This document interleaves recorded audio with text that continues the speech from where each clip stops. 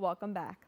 New York Restoration Projects is proud to partner with longtime American chestnut conservationist Bart Chezar and the American Chestnut Foundation to help distribute American chestnut saplings throughout the 5 boroughs. Called the 1000 Chestnut Challenge, the project's goal is to eventually establish 1,000 thriving American chestnut trees throughout our local urban tree canopy with the help of committed volunteers. Joining me now to discuss this challenge is the Director of Northern Manhattan Parks for NYRP, Jason Smith. Jason, thank you so much for joining us this morning. Thank you for having us. Of course. So, just to kick things off, NYRP's mission emphasizes that access to nature is a fundamental human right. Can you elaborate on this and how this principle guides your work in Northern Manhattan? Absolutely. It's so important to what NYRP does. Too many neighborhoods in New York don't have access to clean, well-maintained green space. And if you can't bring your kid to a park to play or to have a picnic or just to spend some time after work under a canopy, it has real health impacts. It has impacts to the fabric of a neighborhood. And so that's our guiding mission, is to make sure that it's not just the wealthier neighborhoods with the well-known parks that have really lovely, special green spaces. It just, across the board for a neighborhood, makes all kinds of differences.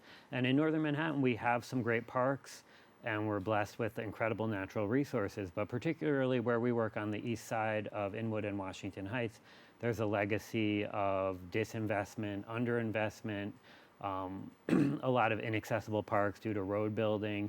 And so we work in those places that still need support from the private sector, community members to bolster what the city can provide and make sure that those parks continue to become healthier, more accessible, and safer.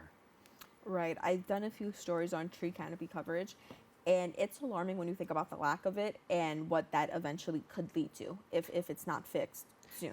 Yeah, and like our parks, the tree canopy also has an equity story where different neighborhoods have different qualities of tree canopy, and that affects air quality and temperatures and people's health. And as climate change increases, the importance of that canopy only grows. Absolutely. And so in that, the NYRP stewards over 80 acres of parkland in Northern Manhattan, including Highbridge Park, Sherman Creek, and the Harlem River Greenway. What are some of the most significant challenges and successes you've encountered in these areas? So I think the biggest challenge is kind of what we touched on with the nature of the equity challenges of green space in New York, is just green spaces in New York City remain underfunded. And so raising money just for the day-to-day stewardship and love of these spaces is a huge challenge across the city. And so that's really what we're about, is kind of meeting that gap. And then, increasingly, we mentioned climate change. We're seeing all kinds of environmental changes that are stressing our green spaces. And so that's a big challenge, but also a big opportunity for us. So we're able to do some interesting nature-based solutions to try to improve our parks. That might be building wetlands, restoring forests, making rain gardens to manage floodwaters. So all of those challenges are growing, and so we're asking more of our parks. And so that's been both a challenge, but a really exciting opportunity, a place where we've been innovating with what we do in the parks. And tell me, is there any specific resistance that you're met with when you go to these parks, or what is that like? Well, it's New York City, so anything you're doing in the public sector is complicated, right? And so part of my job is to work with public agencies and community members and try to come up with like common sense solutions for improvements to our parks that all make sense. And I would say it's when you start to engage folks, it's much easier to build consensus and support behind simple things like making your park more beautiful, more ecologically functional, even though sometimes it seems like you can get two New Yorkers in a room and you'll have a disagreement. When it comes to like a beautiful, functional park, we can generally find consensus, although climate change and sea level rise is really challenging that, right? As we start to face challenges that are on a bigger scale than our green space has met in a while. Yeah, absolutely. And now you just mentioned getting people involved, right? And community involvement is central to NYRP's approach. So how do local residents participate in the stewardship and programming of these green spaces? There's all kinds of ways that we work with communities, and so we own and operate 51 community gardens around the city, and those are all like self-governed garden spaces, and so community members can join a garden or they can go volunteer at a garden. Um, when we renovate a garden, we do a long kind of community engagement process. In the parks, it's a similar kind of dialogue with our partners and community members if we're making changes. The simplest way to get involved is just to get on our website, nyrp.org, and find an opportunity to volunteer or a program to come out and participate in. But yeah, it's a kind of a multi-level process of working with communities and us as an organization learning how to do a better job listening and working with communities. Yeah, of course. And now let's get into this challenge, the 1,000 Chestnut Challenge. It sounds like such a fun social media challenge, I will say. It has a great name to it. But the 1,000 Chestnut Challenge aims to restore the American chestnut to its historic range. What role does this initiative play in the NYRP's broader environmental and community goals? So it is a really exciting challenge for a lot of ways, and you know, one of the ways it fits in with our work, we were talking a little bit about community engagement, and it's really like a bottom-up program, right? So the 1,000 Chestnut Challenge was come up with by a volunteer we work with in Brooklyn, and they were collecting seeds on chestnut trees in Greenwood Cemetery, Prospect Park, and trying to grow them in their refrigerators and basements, and they were running out of room. And so we decided we would work together to scale up the program. And people are coming to us to register to plant a tree, and they are deciding where they go. And so it's not kind of a top-down program like you need a chestnut here. And so it's very much responding to the communities we work with and addressing, we hope, those gaps in the canopy we talked about, and providing a tool for people to learn about our environmental ecological history at the same time. Yeah, of course. And so we talked a little bit about this before the interview, but the American chestnut was once a dominant tree in eastern forests. And so what makes it so important to restore in an urban environment like New York City today?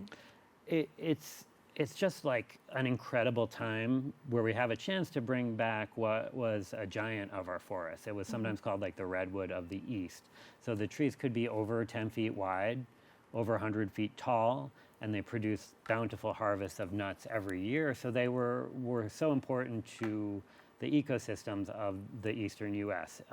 Oftentimes put on a scale with the passenger pigeon or the buffalo as an ecological tragedy, that this kind of wonderful abundance of early America was lost as part of the modernization and the settlement of the U.S. And so we're now have an opportunity to start to bring that back. So that on a big scale is just really exciting. And again, to be able to do that with individual volunteers working in their backyards or their local parks is a terrific opportunity to do real serious conservation and bring back a tree that's gone. And it's also coming at a time when our forests are under increasing threat. So like many New Yorkers don't realize, but we have a lot of natural forest in the city, and it's important for the health of our city, but we're losing a lot of our native trees.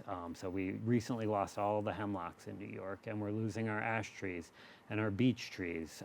Variety of diseases are getting introduced by global trade and introduced plants, and so our forests are really struggling and under threat. And it's we oftentimes think of the biodiversity crisis happening elsewhere, but we're in the midst of a biodiversity crisis in New York. And so this is a chance for individuals to step up and help with that biodiversity crisis in a very real, very productive way.